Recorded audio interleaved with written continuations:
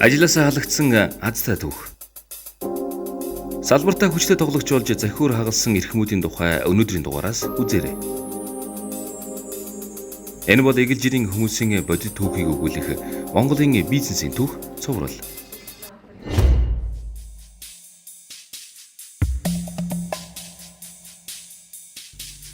(1980-ад онд Монголд гутлын үйлдвэрлэл дээд зэгтээ хүртэл хөгжсөн байлаа. Чех, Италийн технологиор жилд 3.5 сая хос гутал, дотоодын хэрэгцээ 100%. Гутлын бэлтгэцийг гадагшаа экспортлдог байв. Яг энэ үед Чех улсад суралцж төгссөн залуухан инженер зоригт энэ үйлдвэрт загвар зохион бүтээгчээс эхлээд загварын товчооны дарга үйлдвэрийн захирал хүртэл дэвшиж түүний карьер өссөөр. Манай гутлын одоо энэ том үйлдвэр байна. Энэ үйлдвэр маань 4000 ажилтнтай 200 инженер техникийн албаагчтай байсан. Өөртөө цавуугаан, хэвлүүрэн, улаан хийн бүх юм хийдэг гэсэн. Зөвхөн утас зүгээд гаднаас авдаг гэсэн шүү дээ. Тэр үтгэл биднээс одоо төлөвтэйсэн. 2015 онд нийт 15 сая гутал ийя. Тэрнийхээ 15 саяхаа 5 сая нь Орос руу, үлдсэн 5 сая нь өвөр Монгол руу экспортлыг төлөвөө гаргаж ажиллажсэн шүү дээ. Харамсалтай нь энэ төлөвлөгөө цаасан дэрэл үлдсэн. Түүний карьер өсөн ч нийгэм урууцаар. Хүмүүс өөрсдийн ойлгож амжаагүй тогтолцооны золиос болж эхлэв. Батлан хамгаалах юмд нэг зуны божин гэж өгсөн байхгүй. Тэгээ мөнгө авч чадахгүй. Бараг тэрнээс болж бараг ажилтг болсон дөө. Төсөөлөөгүй өөрчлөлт. Гэхдээ тэр гудамжинд гарч лаа зөвшөөрсөнгүй. 97 онд ажилтг болоод ингээд ажилтгүйч байх те. Ажлаас халагдж байгаач би ямар өөрөө өгсөндөө ажилтг болж байгаа. Миний мэрэгжлийн одоо Монголд одоо ер нь хаа ажиллах мэдхээс нэг төв байлаа шүү дээ. Би ч ерөөсөө агуулда ажилтгаас халахсан шийдэггүй шүү дээ. Илэг дугаал явуулсан. Тэгэл тэр үед хийжээс айл тэнэг. Та нар сонсвол тэрийг өлөөч хэрэг одоо амт өнөг шоолч өгнө. Би шинэ киллер нэртэй байсан. Компьютер вирус устгах программист байсан байхгүй. Апогийн хөрөнгөний биржийн дархан нөгөө банкны вирусыг устгадаг. Мослаас гэдэг нэг манайх өсгийн бонд нээсэн. Нөгөөт нь дандаа вирус болоод хуурчдаг. Тэгсэн суперкалт гэдэг нэг юм байсан шүү дээ. Нөгөө бүх бонд нь өөрчлөлт нэг өдөр өсгийн бонд Монгол өсгийн бонд наалга болчихно. Бид нөгөөдгийг дахиж форматлж өгөхгүй удлаа ось суужгаад дахиад мослоос уншчаал явуулдаг байхгүй. Тэгэл нэг одоо апо алтан тариа мараа томоохон газруудын сүлжээ хэрэгсдэг гэсэн байхгүй. Тэгэл нэг орой гараад апогоос нэг хэдэн төгрөг юм аваад апогийнх нэг дарамтлаггүй макабеднийх дарамт хэдэн хэм авчаад ийшээ гарч протоксоос хүүхдээ нэг юм бамперс авчаал тэгэл ороод ирдэг шүү дээ. Чех улсад суралцах хугацаанд компьютерийн систем дээр ажиллаж байсан энэ хүнд үед гэр бүлээ авч явах цорын ганц арга нь байсан. Гэсэн хэдий ч энэ ажил түүнд хангалттай орлогыг авчирч чадахгүй хിവэр байв. Анх нэг найз нартайгаа нийлээд нэг жоохон гадагшаа явж үзсэн. Тэгээ тэр нь ч надад таалагдаагүй. Манай эхнэр дөнгөж төрсэн байсан. Тэгээ одоо гэр бол үр хөвгөдөд хижээхийн тулд хамгийн түрүүнд хийж чадах юм бодож байгаа юм чинь. Тэгэл гутлыг ихэлсэндээ тэгэл яг мэдээж анх бол би хүнд байсан. Биднээс бол машин техникээ зөөхтэй хүртэл биднээс ч одоо чарга юм байхгүй төмөр ингээд давтаж хонкоочоо дээр нөгөө цасан дээр бөмбөгнүүлээд зөөж машинаа зөөж ийлээ. За тэгэл анх эдэмшгээд урчлын төвийн нэг юм түрээслээд авсан хүүгүүд нь дулаангүй байранд биднээс чинь гар үлдчихгээл ажиллаж байлаа. Гутлаа ягээд нэг ихний гутлаа зараад урам орсоо ихний үед нэг гутлаа зарцсан чи их ч мөнгөтэй болсон шиг тэгэл одоо яг өмнөх одоо манай ихний санджлага баг. Тэр цагаан сар их гээл одоо өмнөх өдөр нь л одоо баахан үнэ гутлыгаа сууж байлаа шүү дээ. Тинчээ битүү их гээд намайг удаад байдаг. Би хэдэн гутал зарах гэж суугаад байдаг шүү дээ. Тэгээд нэг хэдэн гутлаа зард дуусаад нэг хэдэн мөнгөтэй боллоо битүүнээ хай бас юм замаар аваад байгаа маргаас нь цагаан сар их хэрэгтэй тий мөнгө төгрөгөө цуглуулна ингээл бас цагаан сар гэдэг. Ер нь тэгтээ нэг энэ гутал гэдэг юмтай амьдралаа олсноос надад бол одоо мөнгө төгрөгийн ачаалтныг орж байгаагүй. Гутлаа игээл олоод авчдаг байсан болохоор би гуталтаа дуртай байдаг байхгүй. Яаж хийж байгаа л гуталчийг сонин шүү дээ. Яаж хийж байгаа надад мөнгөтэй болгочтой гэсэн та хийцэн л хайган гол сайн ихтэй л дээ тэр чинь тийм мэдээж хуурчлахгүй. Тонгоо тохгүй гудамжинд таарсан нэг хүн түүний амьдралыг дахин нэг шатаар ахиулж өгсөн.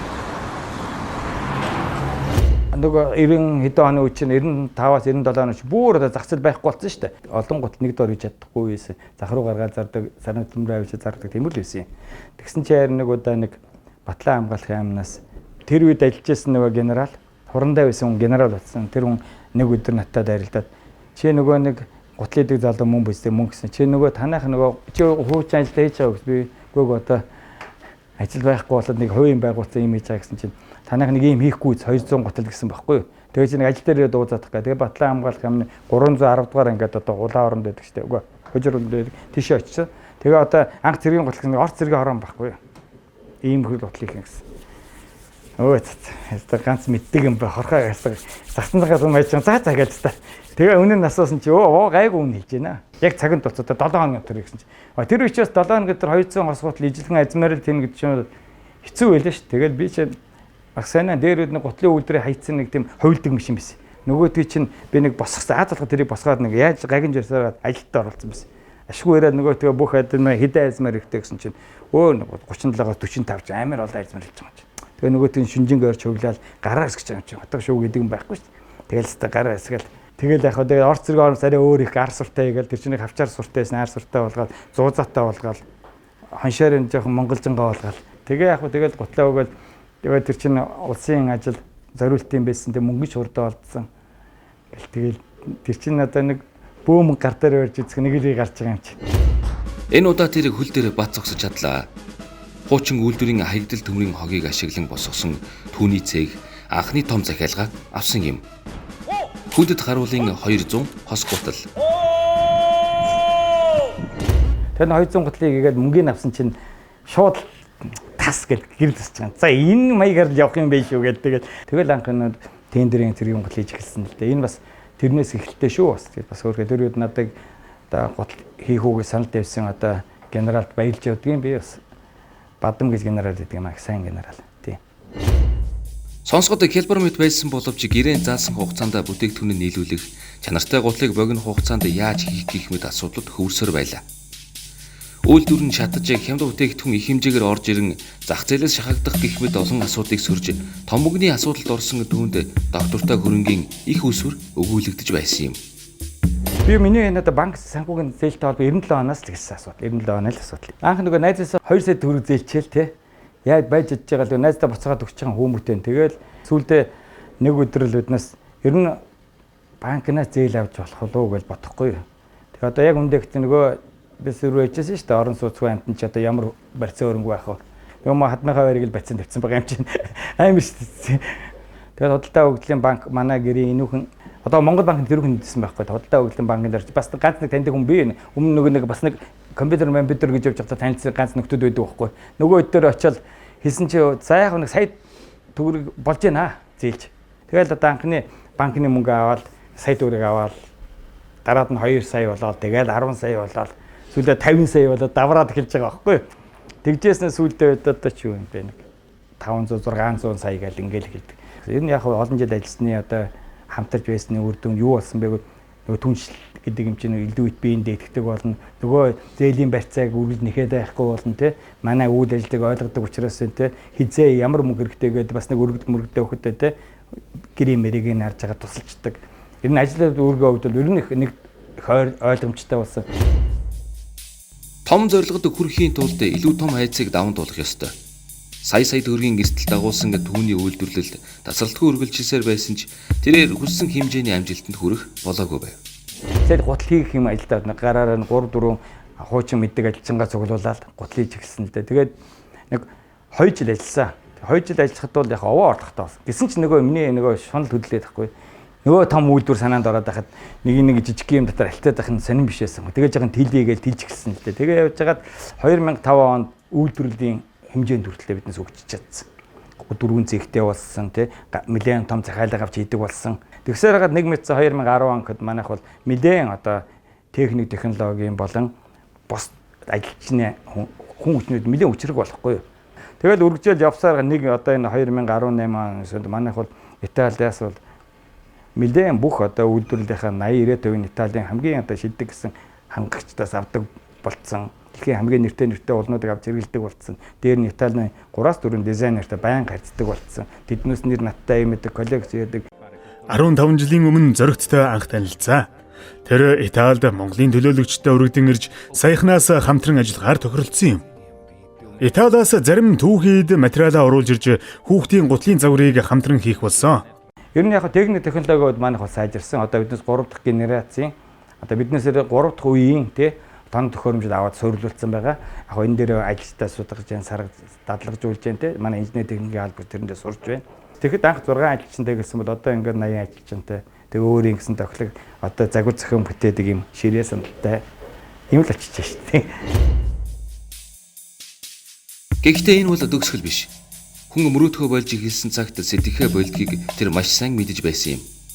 Түүний хүч, оюун ухааныг сорих илүү том сорилтод тэр хэдийн бэлэн болжээ. Яг оюутлахын юм хийснээр надад байж тээ. Бас өөрийгөө би хинбэ гэж хүнд нотлох бас нэг тийм сайхан боломж олцсон гэж бодож байгаа юм. Одоо би оюутлагын юмн дээр өшөө бүр нэг шунал хөдлөөд оюутлагын одоо ийм үдэл төрлөө S3 гэдэг нормтой мангасан дэлхийн одоо бус компанид яг тэр гутлыг хийдин гэдэг дээр бас ажиллаж байгаа байхгүй юу. Би бол одоо зарим нэг юм хийгээд одоо нэг юм хийчих юм бол би ер нь каратегаар бол улаан бүстэй болно да, хар бүстэй ч хамгийн дээд зэрэг бүстэй болно да. Зохион бүтээгчийн хувьд бол зөвхөн ашиг орлогын төлөө биш, технологийн хөгжил тэмүүлсэн түүнийг Монголын хамгийн хүчрэг уурхайн шаардлагыг хангахад хүргэсэн. Олон сарын судалгаа туршилтын үр дүнд гарсан энэ шийдвэр түүний хувьд төдийгүй Монгол улсын аж үйлдвэрийн салбарт дэвшил авч ирсэн. Тэгээ манайх бол хосаац брэнд бол хоёр юм дээр яг жоохон хөдөө танигдаад байгаа юм. Бүх бат дулаахан. Тэгээд дээр нь жоохон тийм нэг Монгол хүний нэг тийм хэрэгцээ байна шүү дээ. Тэрийг ингээд нэг баг ч гэсэн биднээс төхүүл хийцэн бэл гэж бодож байгаа. А би чинь дотор нь байгаа хүн өөрөө эдэл чиглэж ирсэн хүн юм чинь те. Ямар ч нэг 6 сар өмсчихэд ингэдэггүй 6 сар өмсөд 100 суучдаггүй ингээд чиг татдаггүй гутал байна гэж хэлэхлээр чинь тэгээд гიშгдэг газар нь хаана вэ? Монгол хүн чинь гутлаа өдөр тайлдаг үлээгүй л гэж бодоод ирэхлээр л те. Хүний бас нэг юу гэдгийг зохион бүтээд арга ухаан өөр болоод ирнэ шүү дээ. Яг хоосаас гэж гутлал бол цэрэг цагдаа одоогийн арт юм жоохон брэнд болж байгаа л гэж сонсож байгаа шүү дээ. Ямар санд цагтаар оргин тэд дуураймлан тэд гээд хосоозын нэрээр гарч байгаа шүү дээ. Тэгэхээр чинь биднээс брэнд болсон байна. Тэгээ хэрэгцээтэй болоод дуурайж ийж шүү дээ тий. Гутал гэдэг имийг ерөөсөө Монголд устгуулж болохгүй гэдэг юм дээр ажилласан дээ. Дэлхийд цанигдсан Итали технологи түүхийд материалаар Монгол хүний хэрэглээнд нийцсэн 35 мянга гаруй хос гутлыг нэг жилд үйлдвэрлэж тэрбумаар тоологдох орлогыг олж чаддаг болсон түүний хүчин чармаалтын үр дүн билээ.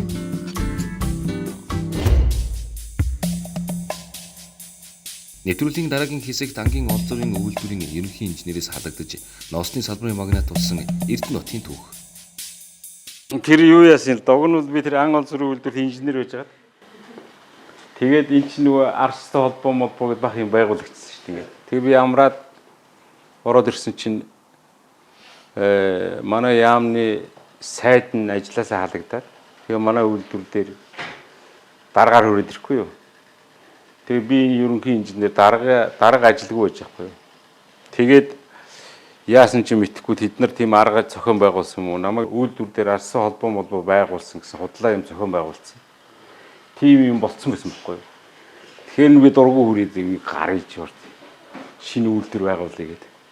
Надтай хамт тэр үйлдвэрд ерөнхий нэгтлээ хийжсэн хүн байгаль орчны яамд ерөнхий нэгтлээ хийжсэн байхгүй юу. Тэгээ шаагах дээр очиод дүүний үйлдвэр байгууллаа. Нэг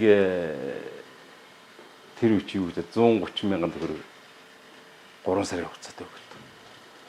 Тэгээд дүүн буцаагаад өгнө гэд. Тэгээд 130 мянган төгрөг аваад төр урахын аж ахуй гэдэг энэ булга хар өнөг үржүүлсэн аж ахуй шүү дээ. Тэн дээрээс би булганы хайраас үнэгний хайраас худалдаж аваад гялс хар өнөгийн зах хийгээд булган малгай хийгээд зарчиж байгаа байхгүй. Тэгээд тэр үед чинь нөгөө булган малгай чинь олддоггүй ерөөс. Даргын цохилтоор явдаг гэсэн бол ерөөс нь олддоггүй. Тэгээ маш хурдан борлож байгаа юм чинь. Би нэг 700 төгрөгийн цалинтай инженер байсан. Тэгээд эхнээсээ мөнгөтэй болоод эхэлж байгаа байхгүй тэр. Эхлэл сайн байсан ч түүхийн эдийн нөөц баталгаагүй бизнес байсныг тэр удахгүй ухаарсан.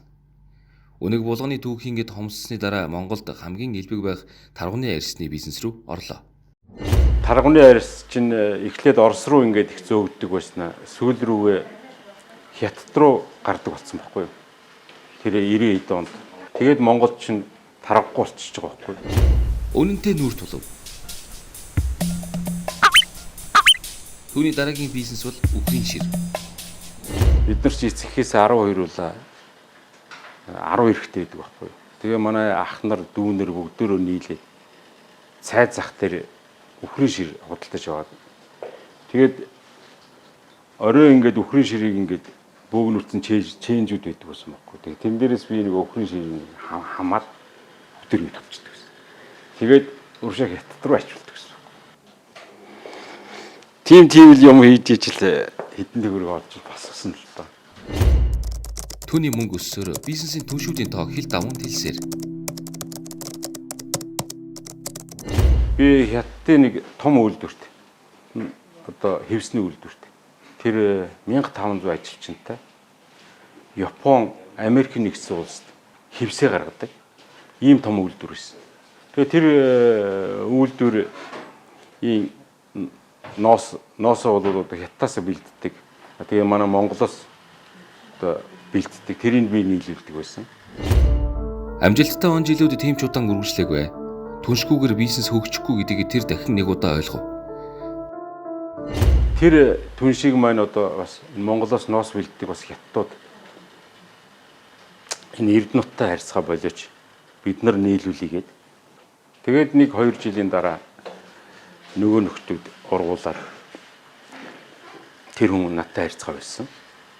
Тэгээд ер нь ч одоо үйлдвэрлэл бий болгоо ер нь түүхийд гаргахаа болъё гэж. Тэгэл бид нар 2001 оноос үйлдвэрлэг орж ирсэн байна.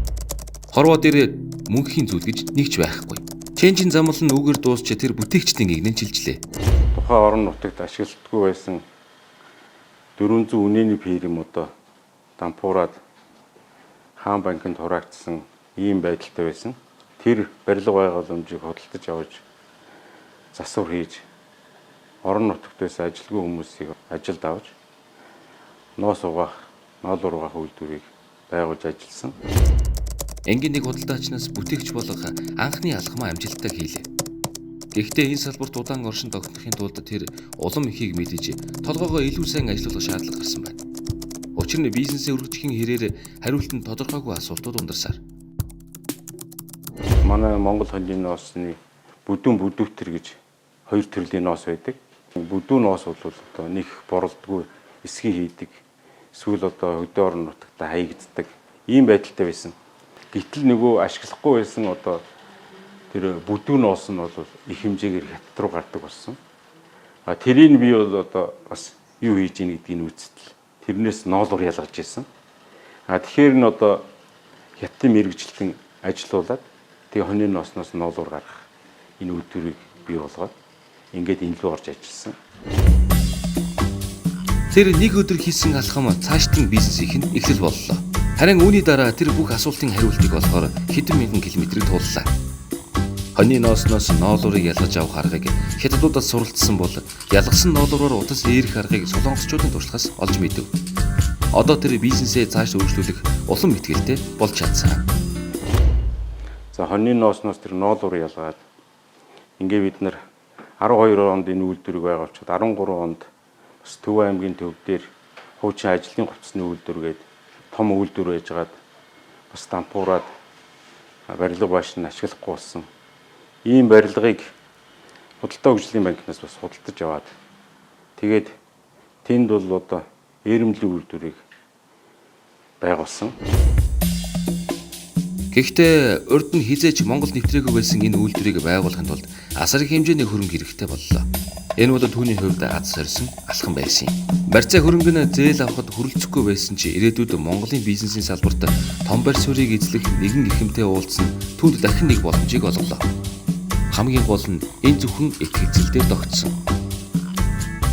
Яг энэ үйлдвэрийг байгуулахад нэгэнт бид нэр 2001 оноос хойш энэ худалдаа хөгжлийн банктай тасралтгүй хамтарч ажилласан. Эхлээд бид нар нэг 5-10 сая төгрөг авдаг байсан. Сүүлдээ 2-3 тэрбум төгрөг ингэж авдаг болсон. Тэгээд бас банкнда одоо цаг хугацаанд зээлээд төлөөд танигдсан.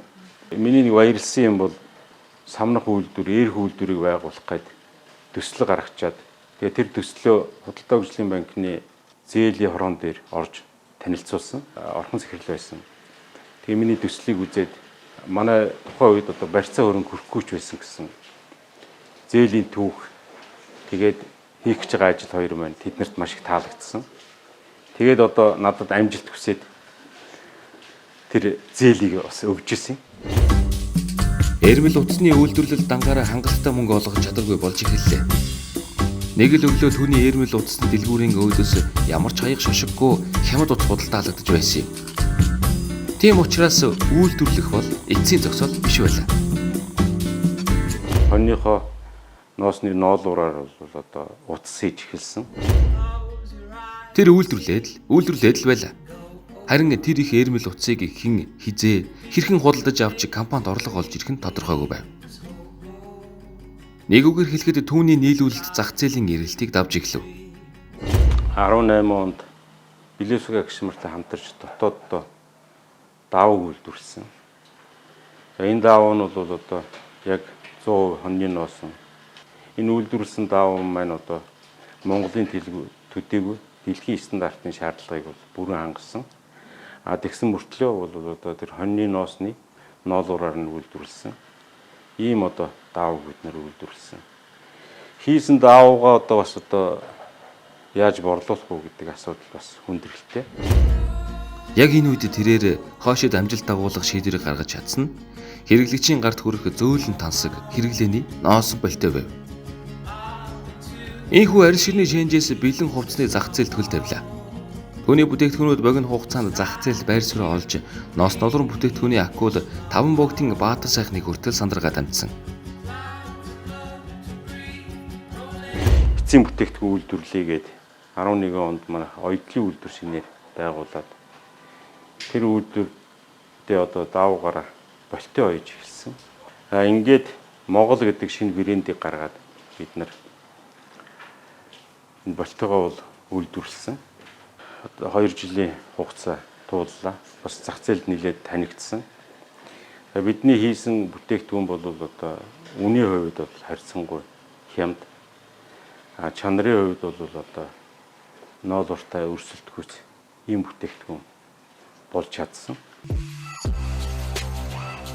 Түүний үйлдвэр 5 дахь тансаг хэрэглээг илтгэхэд 7,000-аас 8,000 болтойг нэг жилд үйлдвэрлэж зах зээлд борлуулахаас гадна Монгол ноос эрмэлийн утсаар төрөл бүрийн хувцас үндэсний дээл хийж худалдаа алж байна. 100% байгалийн гаралтай түүхийн эдээр дотооддоо үйлдвэрлэж эрүүл мэнд, эрхэм тансгийн бэлэгдэл болсон бүтээгдэхүүн үйлдвэрлэх Монгол ноос үйлдвэрийн зорилгоор хэрэгцээр.